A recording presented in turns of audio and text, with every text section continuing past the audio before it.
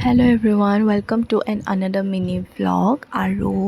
সদায় দৰে মই মোৰ দিনটো ষ্টাৰ্ট কৰিছোঁ পঢ়াৰ পৰাই যিহেতু মই বৰ্তমান বিভিন্ন কম্পিটিটিভ এক্সামৰ কাৰণে প্ৰস্তুতি কৰি আছোঁ সেইকাৰণে মোৰ মেইন কামটোৱে হৈছে পঢ়া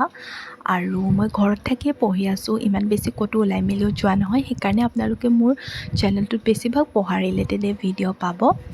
আচলতে মই ইমান বেছি একো ৰুটিন ফ'ল' কৰা নাই এনেই জাষ্ট মোৰ যাতে পঢ়াৰ অভ্যাসটো আঁতৰি নাযায় সেইকাৰণে মই কমেও 2-3 ঘণ্টা হ'লেও পঢ়াত সময় দিবলৈ চেষ্টা কৰোঁ অলপকৈ পঢ়িছোঁ আৰু সেয়া আজি মই ইণ্ডিয়ান হিষ্ট্ৰী পঢ়িবৰ কাৰণে উলিয়াই ল'লোঁ আচলতে ৰিভিজন কৰিবলৈ আছিলে ইণ্ডাছ চিভিলাইজেশ্যন আগতে পঢ়ি থৈছিলোঁ তথাপিও ভাবিলোঁ যে অলপমান মই ৰিভাইজ কৰি লওঁ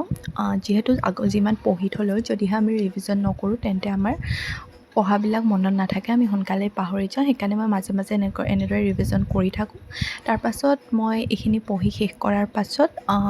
জল্দি ভাত খাই ল'লোঁ কিয়নো মোৰ আজি টাউন যাব লগা আছিল বেংকত অলপ কাম আছিল তাৰপাছত এয়া মই ওলাই মেলি ল'লোঁ আৰু বেংকত থাকোঁতে চাওকচোন ইমান ধুনীয়া পাৰ চৰাইটো দেখিলোঁ আৰু তাৰপাছত মই ঘৰলৈ আহিলোঁ আৰু আজিৰ ভিডিঅ'টো ইমানেই আছিল যদিহে চাই ভাল পালে লাইক এটা কৰি দিব বাই